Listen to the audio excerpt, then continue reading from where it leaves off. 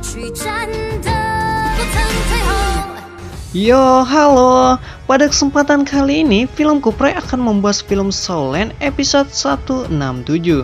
Lantas, bagaimanakah keseruan Tangsan dan kawan-kawan dalam menjalankan misinya? Oke lah, tanpa basa-basi, yuk kita simak filmnya. Mohon perhatian, pintu teater 1 susah dibuka. Film pun diawali dengan memperlihatkan para pasukan laut yang sedang menunggu bosnya yang sedang bertarung. Para pasukan yang senang ketika melihat bara api yang hampir habis dan mereka pun yakin pertandingan tersebut akan dimenangkan oleh Kapten Jansu.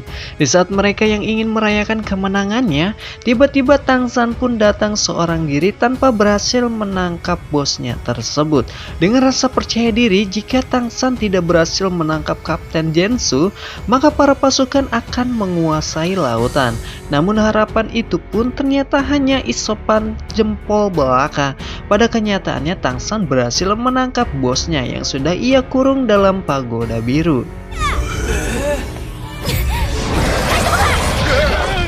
Tangsan pun menjelaskan kekuatan pagoda biru tersebut memiliki kemampuan untuk mengecilkan benda apapun yang terjebak di dalamnya. Kemampuan ini pun Tangsan gunakan dalam pertarungan melawan Kapten Jansu yang ingin kabur dari Tangsan.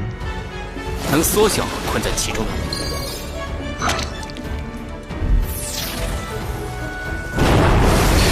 Sesuai perjanjiannya, bos dengan Tangsan, jika bos laut berhasil ditangkap oleh Tangsan, sang bos pun harus menjadikan Tangsan sebagai bos barunya. Hingga akhirnya para pasukan pun berlutut di hadapan Tangsan sekaligus mengakui Tangsan sebagai bos barunya. 以后你就是我老大了。 Bos laut yang memiliki sifat usil seketika itu juga menjahili Tangsan dan ingin mencipoknya. Namun Tangsan yang tidak terbiasa dengan hal itu, ia pun gemetar dan hampir saja titiknya berdiri. Ternyata itu semua adalah kejayalan sebagai tanda perkenalan sebagai bos barunya. 老大，咦？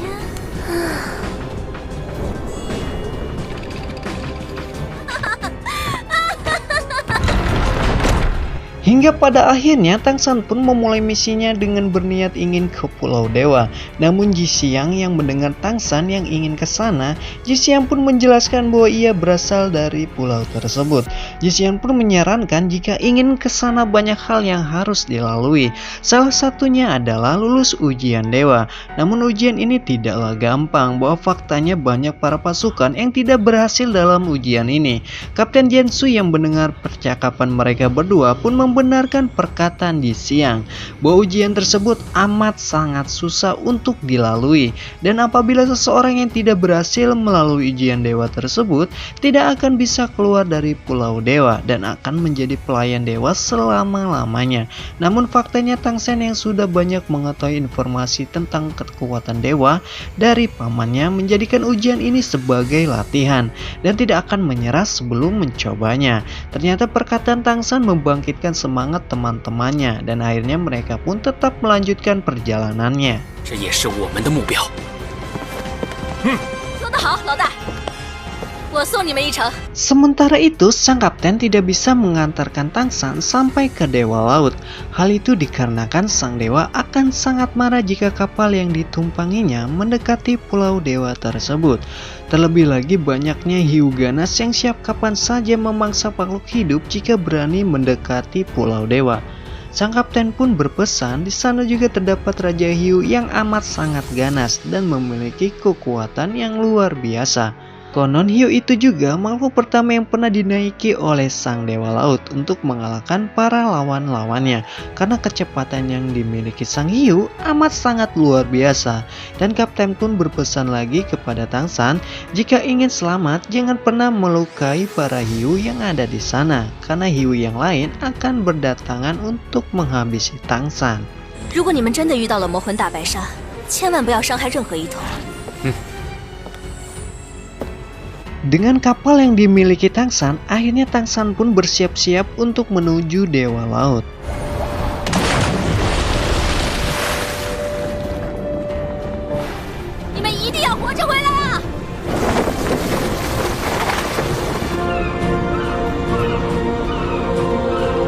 Jauh di dasar laut, para kawan-kawan pun menikmati keindahan alam yang ada di sana. Kapal ini selain bisa menyelam ke dasar laut, kapal ini juga dilengkapi dengan radar yang amat canggih, sehingga kapal ini mampu mendeteksi bahaya yang mendekat. Namun tiba-tiba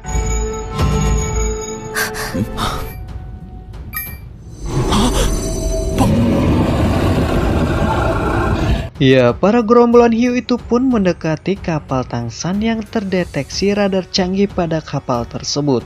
Sehingga Tangsan yang menyadari hal itu, ia pun mengeluarkan jurus pagoda biru agar kapalnya tidak bisa dilihat oleh para hiu tersebut. Namun sayangnya, para hiu yang menabrak pagoda Tangsan yang menyebabkan kapal Tangsan jatuh dan tidak berfungsi lagi.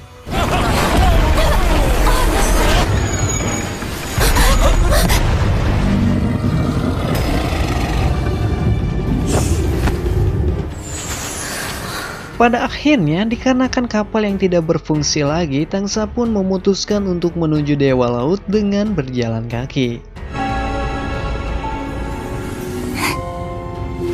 我们从海底走过去。 Di sisi lain, sang Dewa Laut ternyata sudah mengetahui keberadaan Tangsan dan kawan-kawannya, dan film pun bersambung.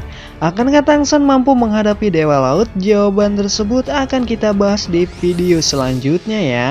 Dan jangan lupa agar pantengin channel ini, karena channel ini akan membahas film Shaolin sampai tamat. Jadi Mimin harap kalian bisa menikmati alur yang Mimin sampaikan.